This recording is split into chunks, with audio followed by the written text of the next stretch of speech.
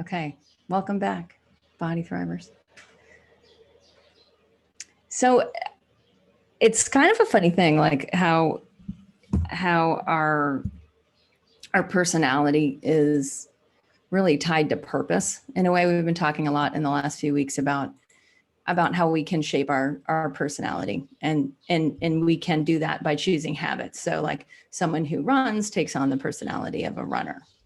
Someone who cooks their own food that's healthy takes on the personality of someone who eats healthy, right? And we can design our personality from our habits in line with the purpose. In the last few weeks, we've gone through that. So if you've missed any of those sessions, whether you're in yoga health coaching or any other course, I suggest you go through it, because it's something that will really play into some of the things that we talk about in the upcoming weeks. Now, Body Thrive is a course that focuses on habits of yogis, right? These habits that are tested by humans over time, that were concerned not just with physical health, a strong body throughout 100 years of a human life, but also a strong mind that's oriented towards purpose, right? That's part of the package with definition of health in Ayurveda. One who pursues truth is also part of the definition of health. Now, in pursuing truth, you access higher levels of purpose. That seems to go hand in hand. Like, why orient your life to something that is not as true as it could be? So in the process of that, you actually tap into innate, not acquired, but innate aspects of your personality, which are just like super useful and highly functional. And that's important, because the more you live those, the more joy you experience. You actually experience more fulfillment from that. And fulfillment, the word in Sanskrit is purnatva, purna, P-U-R-N-A is the root of that. Atva is the end, A-T-V-A. So purnatva is the experience of fullness, and it's like the fullness of the full moon is purnatva, right? So you experience an experience of being a full integrated version of yourself when you're accessing parts of these innate parts of your personality. So I have this innate part of my personality, like didn't know this was the case until like actually pretty far down the track. It took me like 30 years, I think, before I really, 30, 40, maybe even 40 years before I understood that I'm a bit of a futurist and an innovator. And I took a lot of personality tests, worked with a lot of coaches, where it was like, oh, this seems to be that innate part of your personality. And so as part of that, I had to go through, I think, a bit of a process of trusting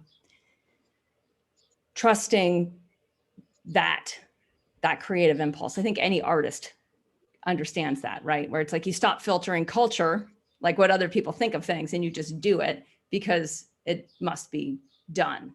So in that part, I've created curriculums. That's more or less been my professional life, is creating teachings that make things easier to learn and more present, right? Like, what's useful now? How do we take something that's been useful for a long time and make it more useful right now? And what's like the cutting edge of that utility? Like, where does it end up going? So Body Thrive, that's to me a very, like, it was a curriculum. I've said this many times. It was curriculum that I was like, why hasn't someone else created this? It's really easy. There's habits, there's behavioral science, which shows us how to change our habits. Why don't we combine the two with a third factor, which is that when you're with people that have those habits, it's easier, right? It's easier to have those habits. So that's dynamic groups. So that's like the core of like what Body Thrive to me is about. And then what happens with me though, is like my awareness goes really much more into like, what's next? I have a horrible memory. Like my siblings are always like, do you remember this? And I'm like, nope. Right. So my awareness really orients future forward. And so the latest curriculum and it does feel like a bit of like a download of like, oh, this is a thing that should exist, and I don't think it exists. So we should just make it, and we should kind of make it up as we go, is these maps of healing. And so I wanted to tell Body Thrive about it first, because it's something that like a lot of it will be reflective of what we've already done, but I want to put it in a greater context. So what I thought we would talk about today is, and we've talked about habits and personality and purpose and how that is under our control, right? That's something that we can shape. We can shape our habits by a greater purpose that we have in our life. And you all in the first call of this round determined exactly what that was. Like, this is the purpose. This is how I want to feel on New Year's Day. This is how I want to be oriented. And this is why, right? The what and the why.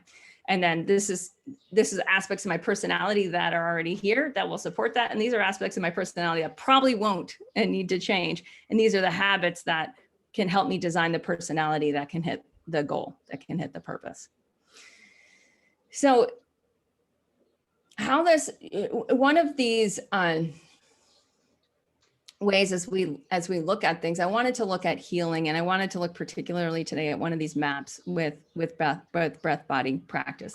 That's sort of the orientation, because I find with most things that we can go back to a habit and teach from that habit. So I'm going to I think the easiest way for me to show you one of these maps that I think helps the most. I'm just kind of curious too. I'm going to scroll. It looks like we have 70 people. So I'm going to, if you guys can just put your videos on if you can, or you can type in the chat. Who here is healing in their body an injury or a pattern?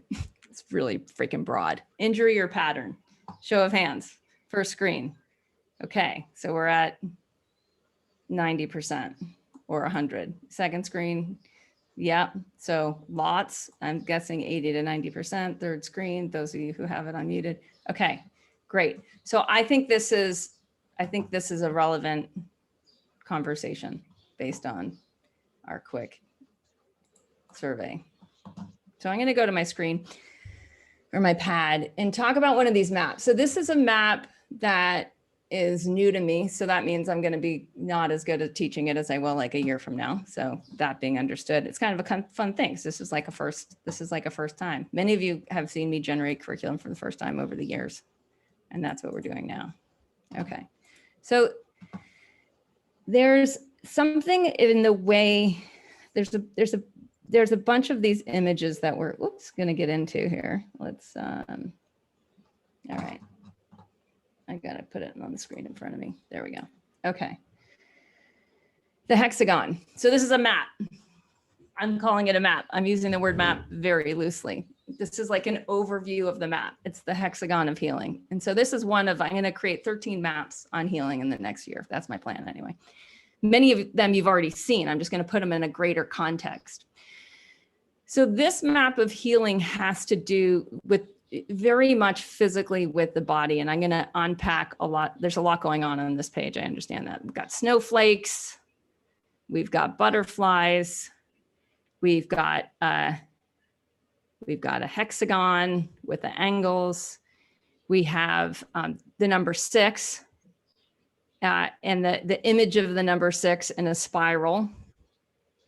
And we have a human with a third eye, which is indicative of the center of the head, not external, like your physical eyes are external. The third eye is in the center of the head, as demonstrated from that top-down image of all the lines. This one, I'll just highlight it for a second. This one, I'm putting green on. That's a top-down version of the third eye. If you were to look from the top down through the center of your head, so here's your head, right? That's where the third eye lives. And that is the 6th chakra. And there's a level of when we understand a bit about healing, we start to understand more about sacred geometry. We start to understand more about the geometry of our body. And we start to understand that there's not much randomness in the ancient systems. So the number 6 chakra, Kate, pineal gland. Yep. Kate, sorry to disturb you, but some of us are wondering if we see the right picture. Oh. Let's try again on our screen share.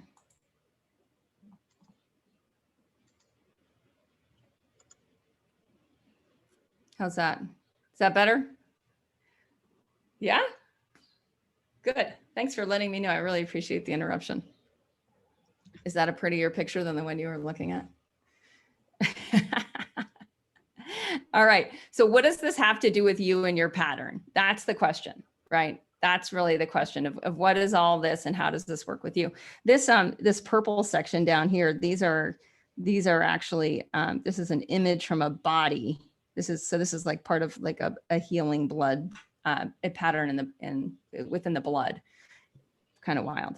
And then we have the Kaleidoscope. So anyone who's been following Joe Dispenza, Dr. Joe Dispenza, his book Becoming Supernatural, or It's Not the Placebo, or one of his other half dozen books, knows that he's obsessed with kaleidoscopes, because the kaleidoscope unlocks the pineal gland so you can start to choose your brainwave state. So it's fascinating stuff. So what is all this? Like, what is with this shape, and what does it have to do with you?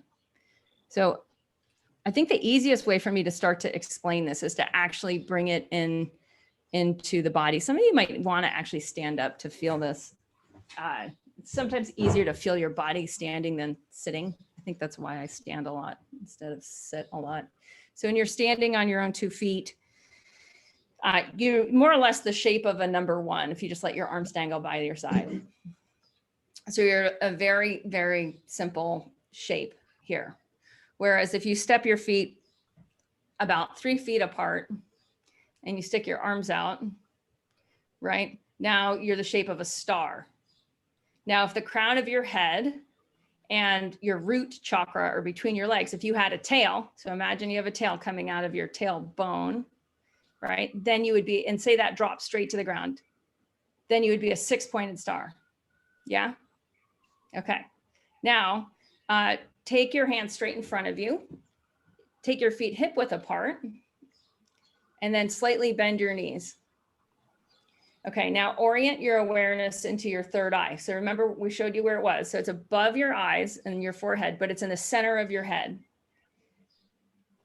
Okay, now from your third eye, you're able to coordinate the left and right sides of your brain, which coordinate the left and right sides of your body. So just feel if can you, with your arms out and your knees are bent, and you can slightly lift your tailbone so that your femur bones go back a little bit. You're a little bit more like a crouching cat standing.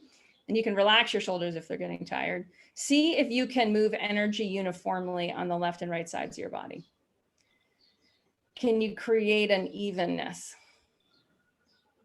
so that both sides feel the same, and even the top and bottom of your arms feel the same, the front and back of your legs feel the same, the ins and outs of your arms and legs feel the same.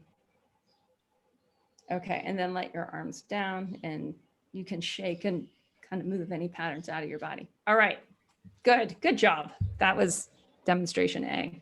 Well done. So I'm just going to show you on this page the complexity versus simplicity. So with healing, we want to go back to the most basic structures and create a uniform energy in the most basic structures, which is very hard to do, because usually in life, like a lot of these basic movements that we get, acculturated to, that we, you know, if you look at a baby, like a baby can move its like eyes a lot in the beginning, and it's creating a lot of connection with eyes, and then it starts to move. It's actually mouth to anus, like through sucking. It's constantly nursing. Anyone who's ever had a baby or been around a nursing baby, you're like, wow, that doesn't stop. And they're establishing musculature from mouth to anus, right? And then they start to reach into their outer world more through their limbs. So a lot of these patterns in the beginning, they're very slow and they're not that complex. But then by the time we're an adult and we're in an accident, or we get an injury, or we have a dis-ease pattern, there's a lot of complexity in our range of motion, and there's a lot of patterning in how we move, right? And we have to heal, come back to, and this is really important, this bilateral symmetry, because that's what the hexagon has, is bilateral symmetry. So this is Leonardo da Vinci's Vitruvian Man. And it's, again, you'll see the two intersecting triangles, which form the hexagon when you draw the lines across, right? When you draw the lines across the points, that's where you get the hexagon. And the more we understand these things, and I'm going to come at it from a bunch of angles and it won't really make sense, and then it'll click. Okay. So just hang out with me again. When I'm teaching something for the first time, it's pretty much like clunky. So in here, you see his symmetrical nature. Both sides are the same. There's not a pattern that's happening on the left side or the right side, but like straight down the middle, if we were to divide them this way, that this side and this side look the same. And the way it's kind of cool. The way the hexagon becomes the fuller circle is how the arms are extended. And this is where you get more of the spiraling effect of the number 6. Okay, uniform complexity then. So say you're injured, or say you've been in an accident, or say you have a dis-ease and there's a pattern in your body. You want to first come into like, can I make both sides the same? Can I make both sides symmetrical? And the way we do that is energetic. Can I move the energy? And this, what I notice about this is it's very slow. It's annoyingly slow, especially now, because time's going faster. We want it. We're also in a culture where breath body practices are like how we work out is pretty rapid and it's pretty complex. Like if you look at like any of like the hip, like whatever it is, like hit workouts or whatever it is. You guys put a bunch in the chat so I can read them. You guys know like, what is it called? Like PX90 or some of these ways of working out. When you actually look at the motions in the body, they're fast and they're complex. But the problem is fast and complex, if there's not inherently a symmetry and there's a pattern that's going towards an injury, the person will become more injured. A little thing will become an injury over time. And so when we want to heal the injury, we have to go back to this bilateral symmetry, which looks like these poses. It looks like these shapes. And I wanted to show you these shapes in terms of the triangles. So there's the top half and the bottom half. That's kind of what this image is showing. There's a top half and a bottom half. So if you will, just standing, there's one triangle and there's another triangle. But when we fold ourselves in half in this pattern here of bending over, this is a pose you can hold. I know one woman who holds this pose for roughly like, I think it's like at least 20 minutes a day. And she's been teaching yoga for decades. And she finds that this is like one of the rejuvenation poses. Like if you can keep doing this pose for a long time, holding it for a long time, for decade upon decade, it's a rejuvenator. Like it reorganizes your nervous system into this bilateral symmetry, which basically digests the patterns of imbalance. And if any of you are yoga teachers here, you'll notice there's a lot going on there.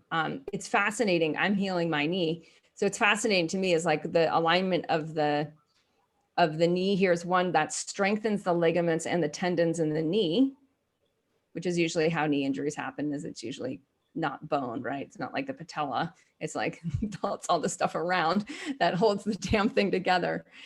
The femur bones here they move back.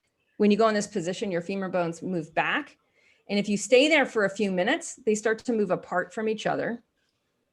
When the femur bones move back and apart from each other, prana, or the life force energy, can actually go down into the root. It can get into the root. So that will solve for a lot of digestive or intestinal problems. Like if we just look at Crohn's disease, IBS, if we look at constipation or loose stool, what we want to do is get more absorption. We want to get more healthy functional energy. We call that prana in Ayurveda. We want healthy functional energy circulating in that area.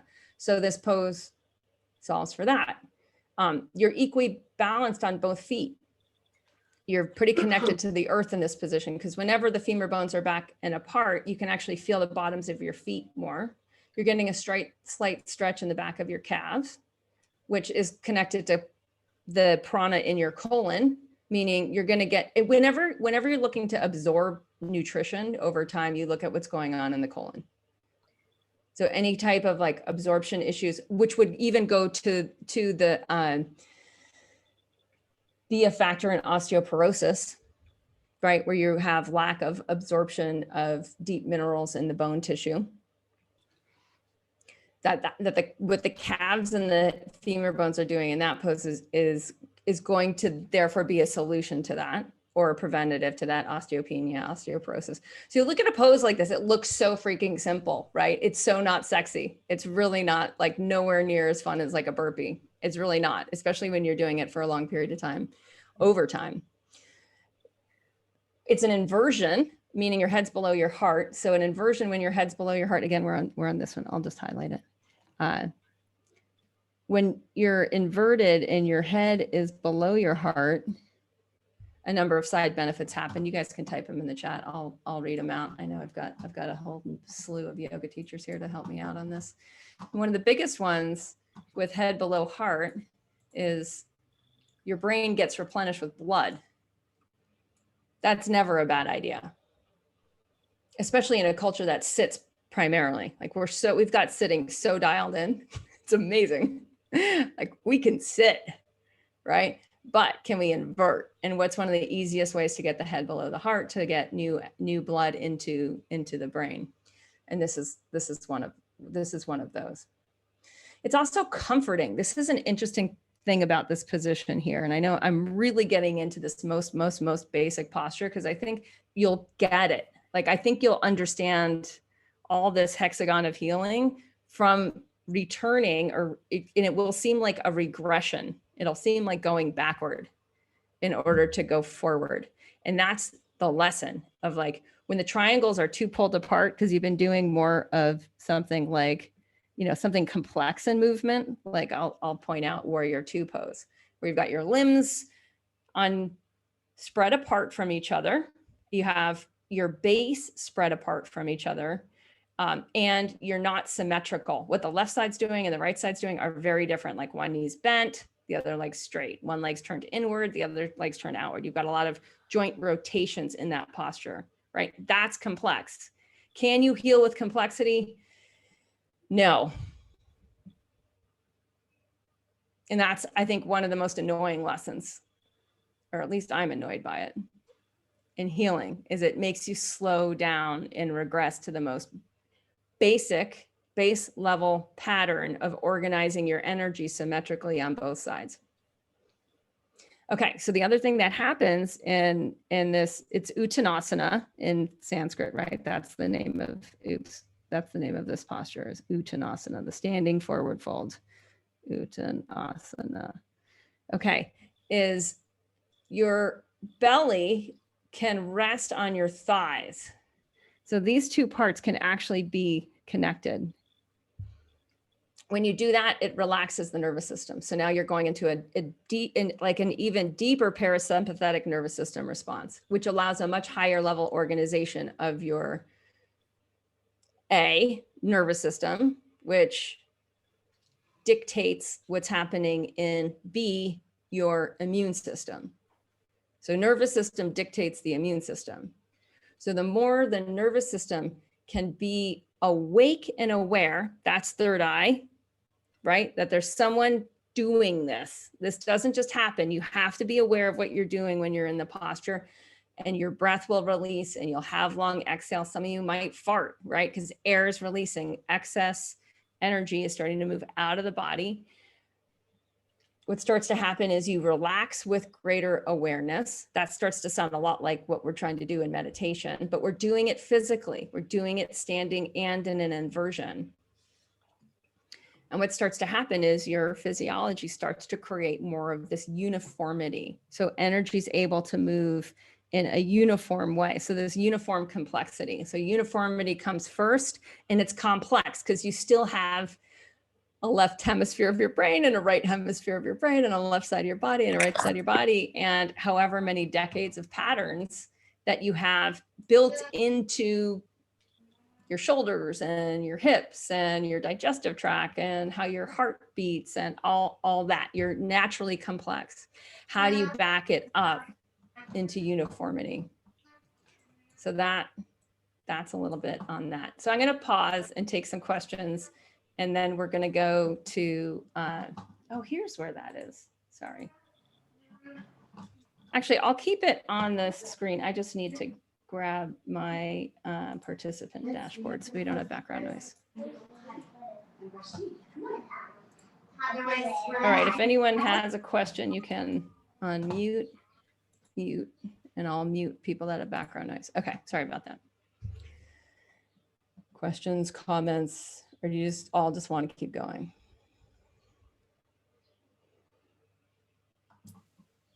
Kate? Yeah. Where are the hands in that posture? Oh, yeah, such a good question.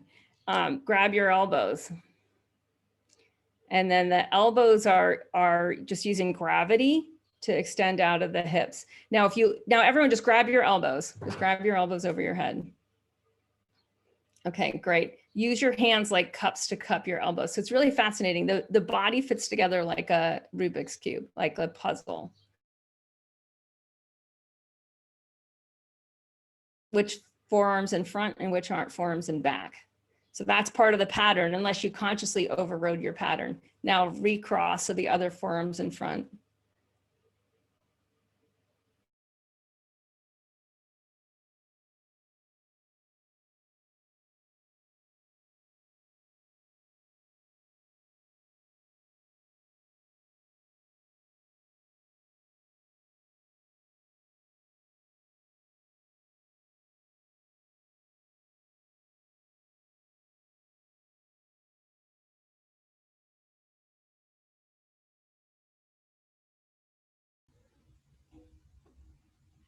I think we lost Kate.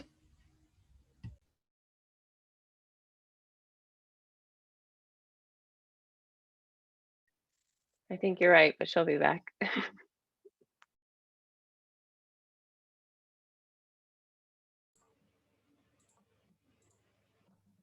Okay, sorry about that. I blipped out. Whichever forearm's in front, reverse it so the other forearm's in front. So now you have one indicator of pattern. So the interesting thing too is like when you look in the mirror, you can see patterns on your face, right? You can see like which eye is brighter. People always have like a brighter eye, which side of your mouth is more lifted. And as you start to look at symmetry, right, and become more symmetrical, you notice you'll have to use some part of yourself that's noticing. And that part of yourself that can notice the differences and realign into the uniformity, that is the pineal gland. Like that is the third eye that can override the subconscious pattern and make a subconscious pattern into a higher level organization. So that's Uttanasana, right? And that we can be there for a while to reorganize, especially if we're in healing. That becomes a way of training the body into the simple things first, right? And if you build that into your breath body practice every day, that like, okay, start with simple symmetrical patterns. So the left and right side of the body are doing exactly the same thing. Start there. Get established in the third eye so that you're using the third eye to create uniform energy on both sides, front, back, side, top, bottom.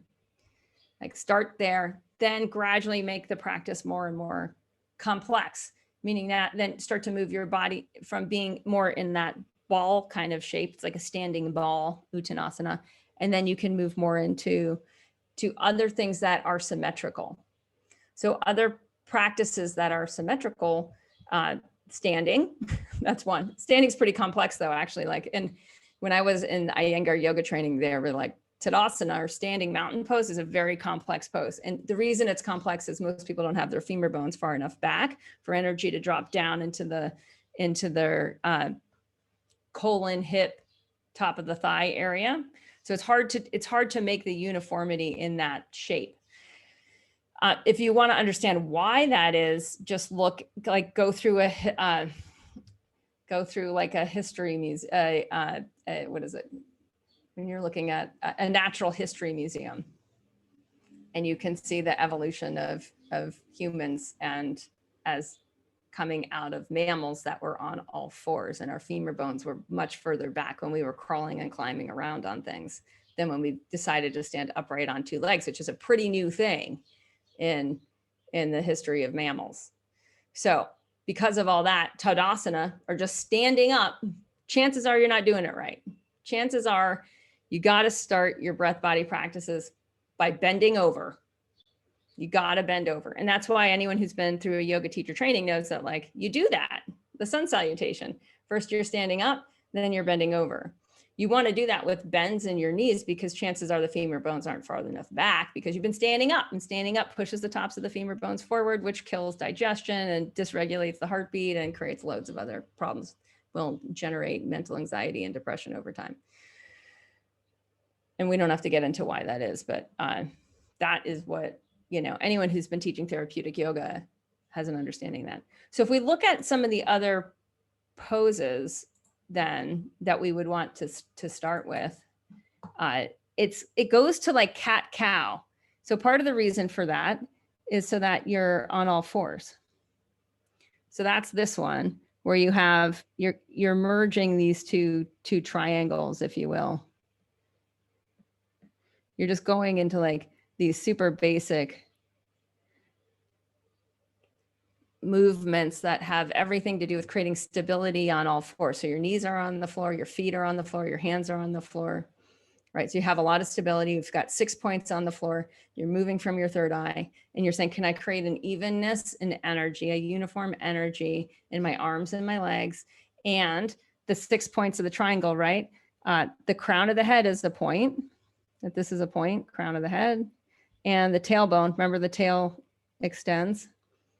So that's points, if you will say like 1, 2, 3, 4, 5, 6, 2 hands, 2 feet, crown, tail. And so you're just saying, like, can I get symmetrical? Can I start to think in terms of these triangles? And then other symmetrical poses, so we have forward bend, we have forward bend and back bend, that's cat cow. Then we have other postures like shoulder stand, bridge pose, and different variations of bow. So those are some ways you can see it in cobra, right? You're just like doing the poses where you're the same on both sides before you start to bring things apart. And you're doing it from the place of the third eye. Okay. So Vitruvian man, back to the 6. Does anyone have any questions on like why it's 6-pointed, or why we're oriented this way, or how to start to create parallelness, or think in terms of symmetry, like a butterfly, like a snowflake, like a kaleidoscope, because kaleidoscopes move with symmetry as well. Hey, Yeah. I do have a question, but slightly going back a minute about this idea of symmetry. Yeah. Given that, functionally we are asymmetric, and also in terms of the distribution of the organs internally, we are asymmetric. So perception in the body can also be determined by that geography, internal geography. So I'm trying to understand, how we merge the two, if there is a kind of asymmetry that comes from functionality, right-handed, right-footed, as well as the organs. Yeah. So it's like you want to look for sameness before difference. Okay. Right. So if it's like at any level of detail, there's going to be more complexity. And so if we then look into the organs, we have that complexity, but there's also, if you look at like, but there's also 2 lungs, there is some symmetry in the organ system, or there's a left half and a right half. And it's like, are the organs like equi-weighted side to side, more or less? So before you look for the aberration, look for the pattern. and orient around the most basic patterns, the simplest patterns. Simple isn't really the best word. I think basic is a better word, or fundamental. Does that make sense? Yeah, no, it makes sense. Thank you. Yeah. And this is a thing. Like this is I mean, actually in some ways, like this, I think it's a problem, because we have, in our intellectual complexity as humans, as educated humans, been really taught to see variations to the rule without seeing the rule first. So it's like, we're all different and this and that. And like, your disease is different than my disease, and your diet should be different than my diet. So we see you should be taking this supplement because you have this imbalance, versus, wait, does this work for everybody?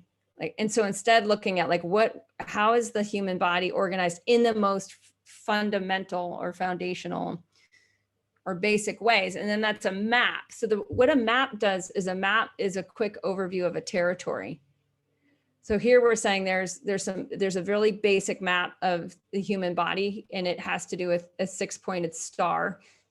You just have to draw your tail down, right? Like, you have to remember you have a tailbone. It used to have a tail on it a very long time ago, right? And then all of a sudden you're like, oh, 6-pointed star. Okay, there's 2 triangles. Now, the 2 triangles, there's a level of complexity with 6 points. There just is naturally in that. Like, we're not a one, we're not a single-celled organism.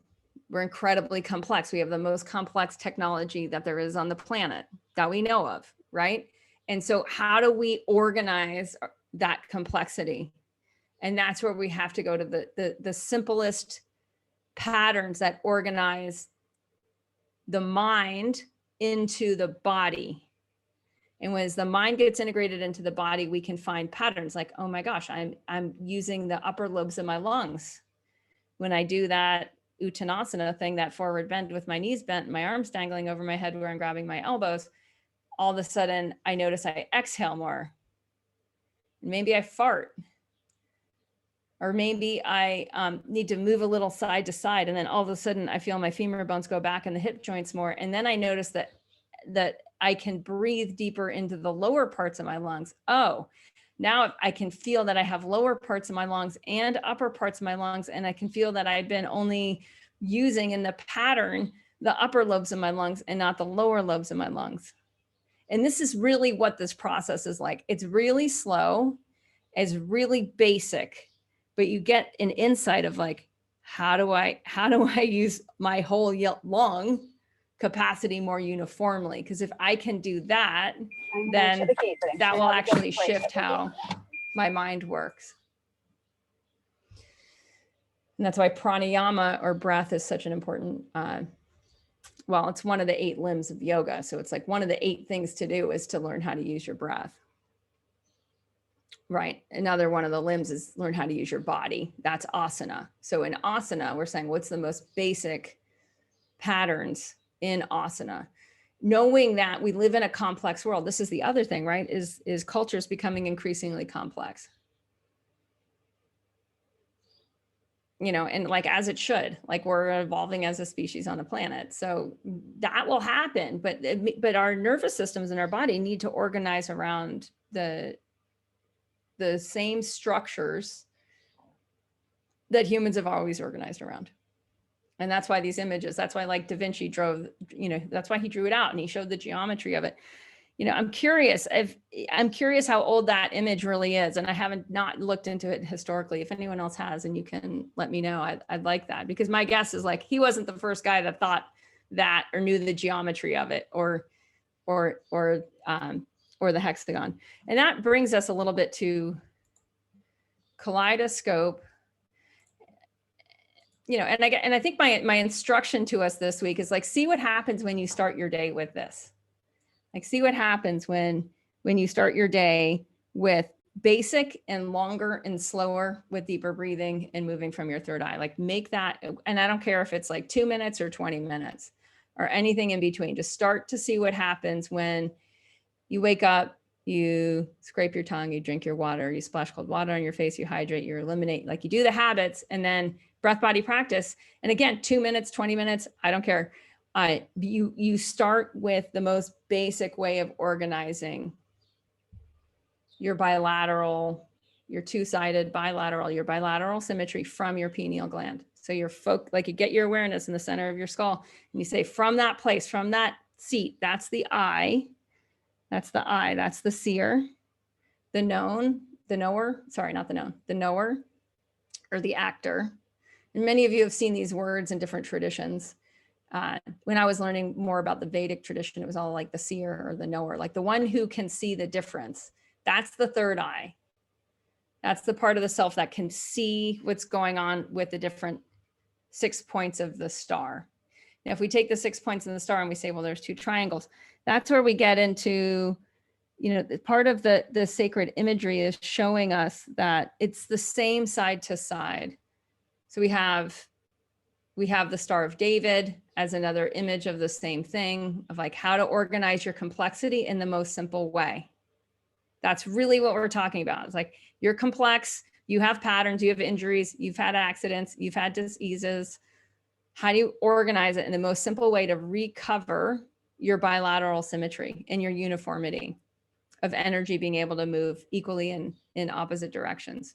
So the 6-pointed star, the Star of David, from Judaism, it's the Sri Yantra in the Vedic system. So same image, right? And the image is showing the Sri Yantra is SHRI. Yantra is a geometrical shape that, I mean, it's interesting. According to the newer research from Dr. Joe Dispenza, it's something like this. When the pineal gland is charged, or the yogis would say that same thing of like when the third eye is open, you see in yantra, you see in kaleidoscope, you see in sacred geometry. And it also happens, like you can go look at psychedelic art. Alex Gray is a good example of a psychedelic artist, and you can start to see a lot of that bilateral symmetry. And I couldn't see who asked the last question about the organs and stuff. Go back to the art of Alex Gray and just see how he's showing you what's happening again on the subtle level, and how the subtle level becomes the physical level, rather than having a more Western or allopathic perspective of the body, which looks at the physical level first and misses connectivity on the subtle level of how it's organized. Right, that's the biggest problem when you like go to the doctor. You go to a Western doctor and like they don't understand how your breath works and your femur bones move back and why that might be important for good digestion and absorption, even though you're going to them for IBS. Like there's not a level of understanding subtle energy into physical energy. There's a very good understanding of physical energy or the physical body and how things are showing up right now and what nutrients you're not absorbing and things like that that can be measured. Okay, so Sri Yantra, I'm almost done, you guys. Thanks for humoring me. So we have these opposites, and these opposites most fundamentally need to be in equal and opposite tension. It's a dynamic tension that holds the 6-pointed star in that uniformity of energy that's dynamic. So feminine, masculine, chaos and order. Chaos and order is really interesting, especially in healing your body. So whether it's a knee or an ankle or a shoulder or a gut or a heart or a throat or an eye or whatever it is. Order is the pattern. So we talked before about how like the personality is a summation of the habits. So our body has a habituated way of moving that holds that order. Chaos is the potential. It's the unknown.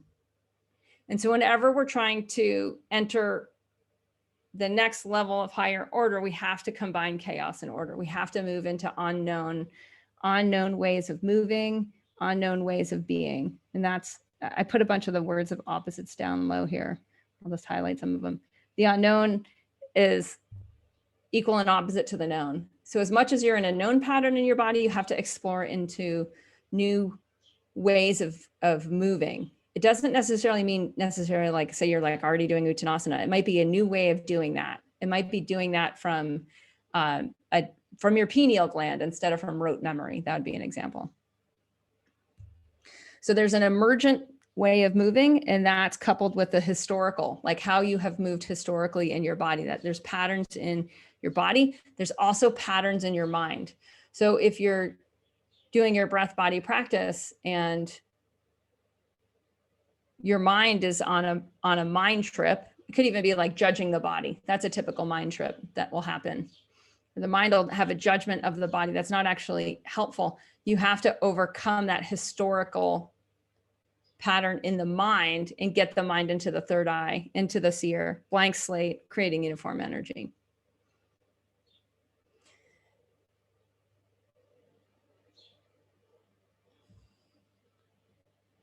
This is kind of a cool, this is from a Turkish, it's fabric. It's a quilting pattern. It's wild when you start to see, you'll start to see the shape everywhere. And that's, I think that's Dr. Dispenza's whole take on the kaleidoscope, is if you can entrain that the kaleidoscope is 6-pointed. It's symmetrical. It's bilaterally symmetrical, top to bottom, left to right. So it's complex in its symmetry, just like we are complex in our symmetry. That's what Da Vinci was trying to show us. Like, we're super simple and like, oh my gosh, there are circles and triangles and there's even squares in there and it's a spiral because it expands. And that is all. You can get a hit of that when you look at a kaleidoscope, and you can start to see how to organize the left and right sides of your body. It'll start to reorganize the left and right hemispheres of your brain into new brainwave patterns that are higher level, basically higher level thinking.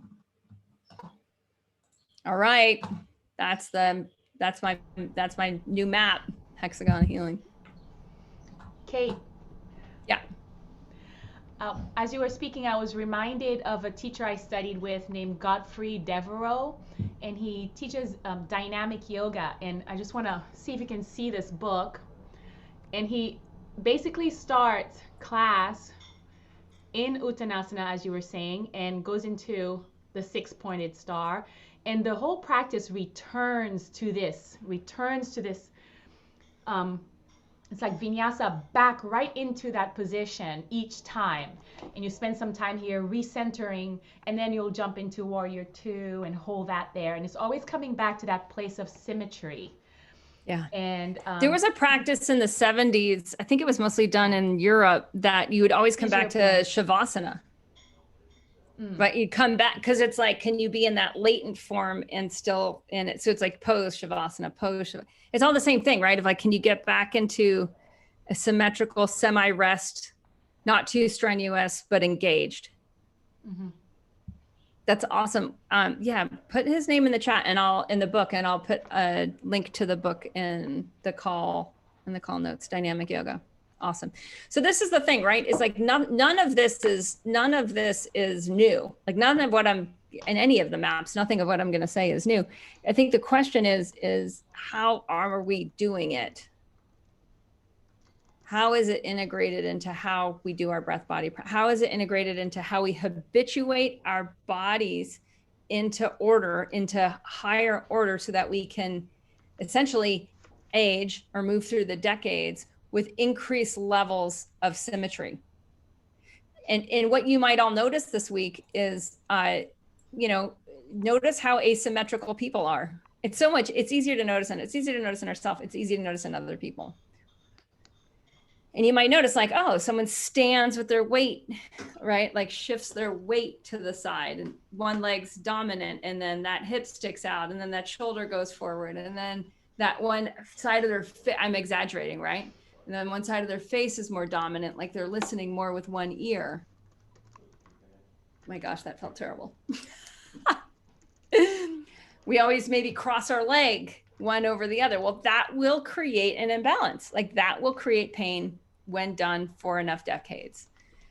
If we always stand with the weight more towards our heels rather than to the balls of our feet.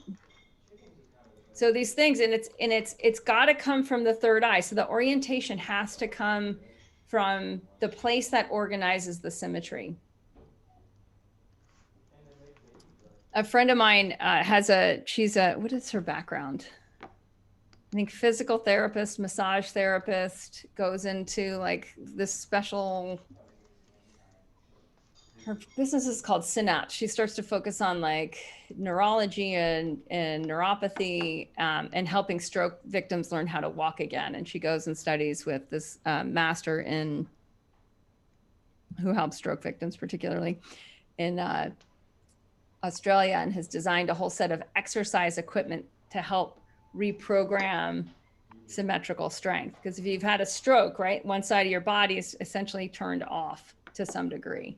How do you turn it back on? And so I've used this equipment. We're so lucky here in Driggs, Idaho. I'm not there now, but we have this unbelievable equipment she imported from New Zealand. And you can feel to the like the greatest degree of subtlety how off you are. How off you are. You think you're right, and you bring your arm together, and then like this one hits the center, and this one's like 3 inches behind. Right. And it's all, and so my point is this is like, none of this is new. We're getting better at it. And we don't need, I mean, my belief is like having outside in, having someone else tell you like, nope, it looks like you're leaning a little bit more forward, or like the left side of your face comes more forward. Like that can really help. That can really help. And we have that capacity in our third eye to be able to tell that we do want to develop.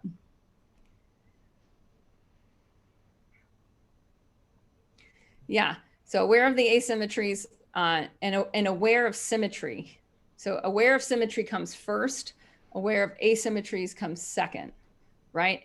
So symmetry organizes the principle of organization. Asymmetry helps us see the differences and course correct, but we don't want to start by course correcting, because what'll happen is more and more and more complexity. You'll be like, oh, this is linked to this, is linked to this, is linked to this, and you'll end up confused. Instead, pineal gland, breath, bend over, and go from there. Yeah. So the number 6, Leah, like why are numbers certain shapes? Like there's, and how do they look in different cultures, et cetera. So 6 is a spiral. And if you look at that Vitruvian man, like I'll go back to the image. There's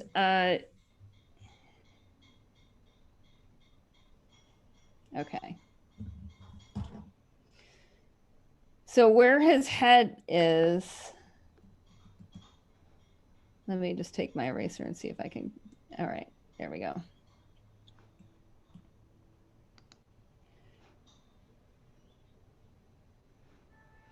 See how his head isn't the top of the circle, but where he extends his arms is, that this would get to the top. I wonder if there's one, I don't have the image.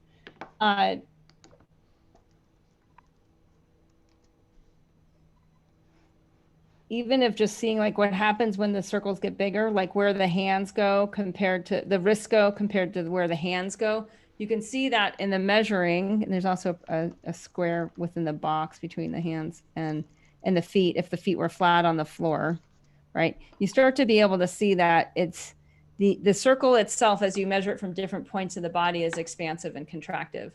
So I don't want to lose my little thing on the side there.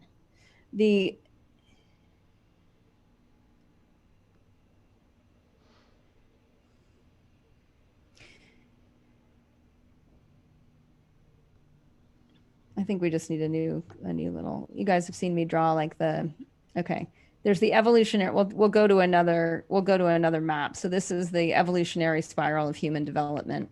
So every level of development transcends and includes that which comes before. So there's like this differentiating factor between these levels, right?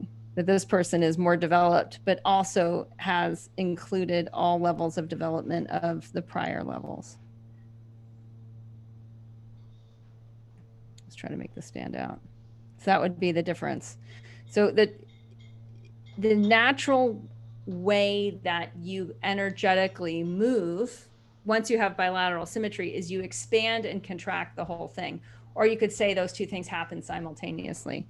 And that is the organization of, if you could say, this is like the energy that you've organized, that's order. Now, how do you become more? How do you have more energy? So if you like pick up if you pick up like a fitness magazine, like go look at the fitness magazines or the health magazines on the rack, and there'll be something around have more energy. I promise. Like people want more energy, right? Well, if universal energy, that's the whole. So this is all the energy in the universe. In holistic traditions like Ayurveda or Chinese medicine or Tibetan medicine, or any kind of indigenous medicine like Native American medicines, there's an understanding that energy is always available to you. You can bring it under order. And one of the ways that you bring energy under order is through pulsation. And just feel it, like inhale and exhale. And because I brought your awareness to it, you're bringing more organization to it. And it's the most basic pulsation. Inhale, exhale. Now do a longer, deeper inhale, exhale. So you're literally bringing more of the energy that's in the universe into your body. And as you deepen your exhale or slow it down, notice that you're going to use more musculature, more organ and muscles around your organs. You're going to use your musculature there to squeeze your organs. So now your organs are getting informed by the pulsation. Now in yoga practice, when we do a lot of poses that look more like the complex poses at the bottom, we're supposed to be coordinating the movement from the inhale, exhale. So the inhale, exhale is the most basic pulsation. And when you look at pulsation from a developmental perspective, this is the top down. That's the top down of the spiral. Does that make sense? I don't know how else to say it. If anyone else can give me another way of saying it. It's the top down perspective of organizing more energy. And organizing more energy means that you have more amplitude, you have more capacity, you have more intelligence, and you're able to do even greater pulsations between emptiness and fullness. If anyone's seen that video of Sarah Campbell on her dive, we did a podcast on it on the Yoga Healer show last month. And she talks about, getting a few world records under her belt through doing a very long, breath hold while going down a rope to the depths of the ocean and coming back. That's capacity. That's same inhale, exhale, same spanda. So the word for pulsation is spanda, and spandex is based on that word. So that's kind of cool. Spanda is a very, very old word. And it's this pulsation of energy, that you're bringing more universal energy, which is actually chaotic until you organize it. And you're bringing it under order. And if you were to look at this, you start to see like, oh, that's what 6 is, right? Or if you draw 6 the other way, that's what 6 is. So that's the nature of what the pineal gland is in charge of. Good question. I'm liking this.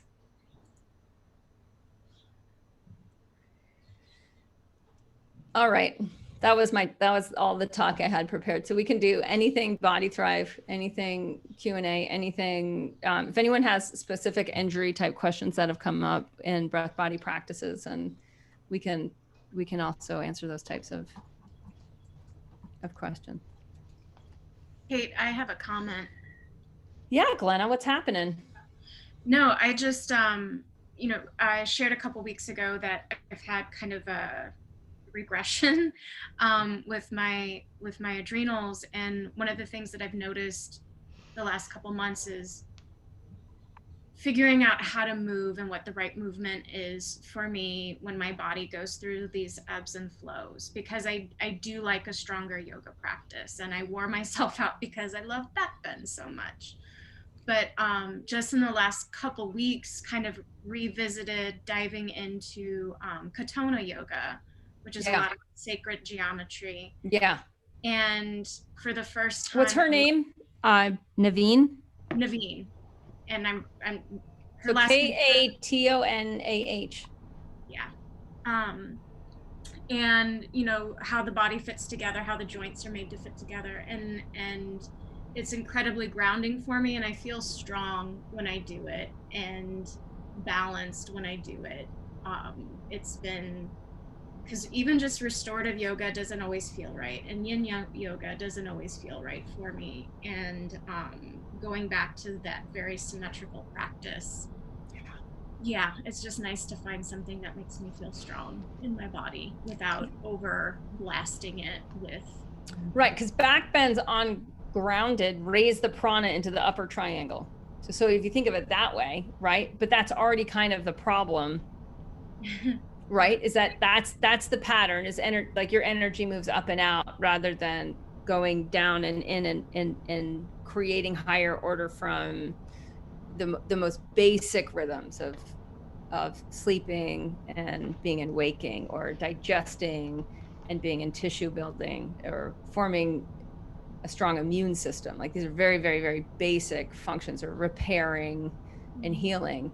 And so when you know, if the tendency is like, and I get it, I so get it, like it's fast versus slow. Like back bends have a very fast energy, forward bends have a very slow energy.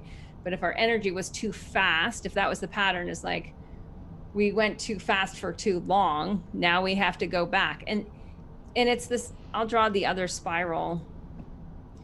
It's like as far as you've left your body, you know, or not paid attention to your body. If we tip the on its side, and this is, here's the roots of the tree, and here's the trunk of the tree, and here's the tree, right? So all of this is the depth journey.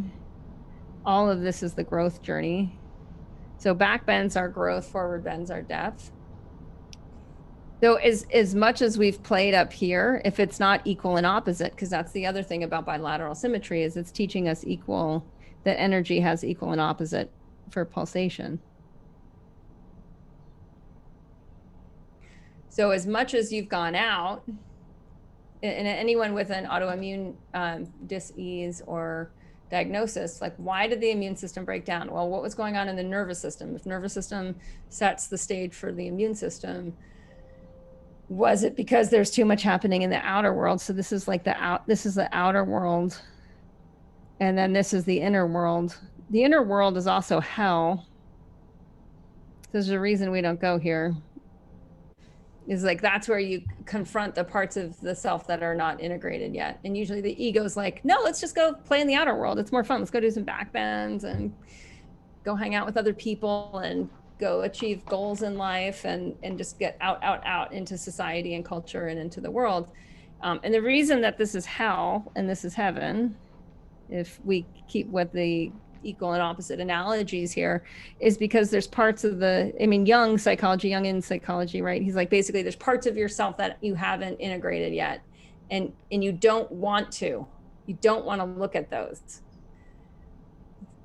So, and I'm not saying this to Glenn, I'm just saying this in general, like that's what that is. And so that's the beauty, right? Of like, when you're like, well, I'm going to find out. And that's when we go to what we've been talking about the last few weeks, where we have habits, we have personality, this is the hierarchy, and we have purpose. And we're saying, well, I'm going to choose a purpose. So this is number one. I'm going to choose the purpose I want to go in. Then I'm going to design the personality, and I'm going to design the habits to hit that purpose. And so that's where it's like, okay, well, the personality has to be willing to go often towards depth if there's healing involved. Has to be willing then to look at the unintegrated parts of the self. And what is so fascinating, right, is that the hell turns into heaven. Like that's kind of the joke. That's sort of the cosmic joke, because in doing that, then what it does is it bounces back. That if you exhale for long enough, you will inhale, and you will have more capacity in your next inhalation. So this is the inhale, and this is the exhale.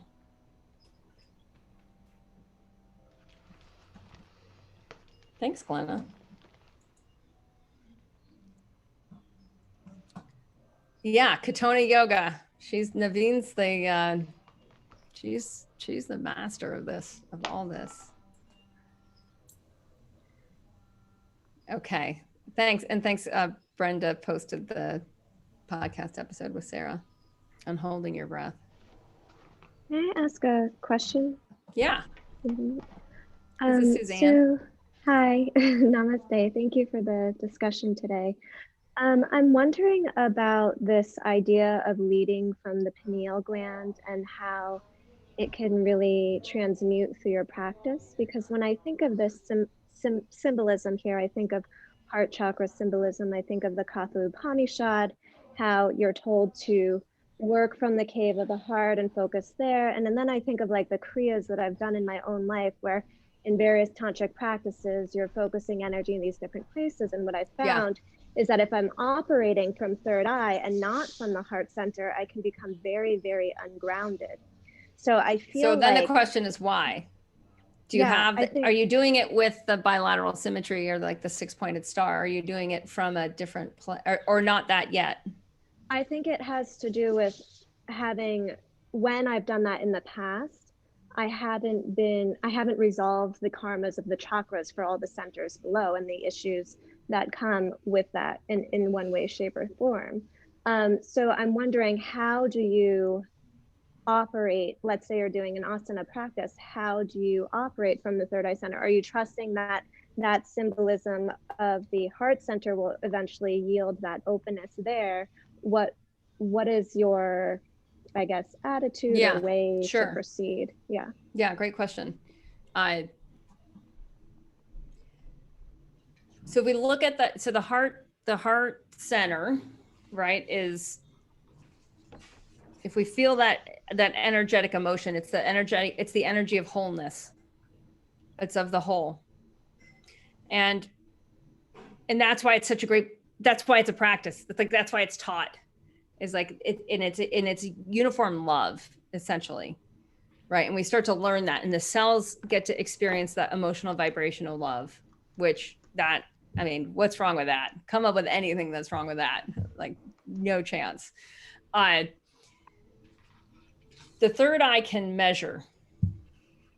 And because it can measure, we get a higher degree of accuracy of how to move energy uniformly. So it's a step down, if you will. It's a step down from that uniformity of the heart, but it's also it's allowing an ability to have insight into organization and order. So it takes a higher chakra to hit that higher level of organization and order. It's just a different, it's not good or bad or right or wrong or better or worse than. It's just what tool do you want to use to do the job? So if there's an injury or an accident or a dis-ease, and we want to physically find our way back to symmetry, then having something that can measure is really powerful. Both measuring. So is awareness then fixated here? No, when the you're awareness practicing? is fixated everywhere. It's fixated everywhere. Okay. But it's the orientation is like, otherwise you'll get a headache. Yeah. Okay. Yeah. If you put all your awareness on your third eye, you'll get a headache. If you're orienting from your third eye to create uniformity and symmetry, then the eye is everywhere. So you got to think of that too, because that's always the image, is like the one who knows is everywhere, can see all things. There's lots of text in that from any ancient tradition, including like the Bible or the Upanishads, right? Of like the eye that's everywhere. It's in Egyptian mythology too. It's like the eye that sees everything. It's the eye that sees everything. So the faculty of awareness when you're practicing, is that there? Yeah, absolutely. Okay. Yeah. Thank you. Yeah, you bet. All right. Well, that's the practice this week. So breath body practices, organizing towards bilateral symmetry, uniform movement. I'll post the images on the forum.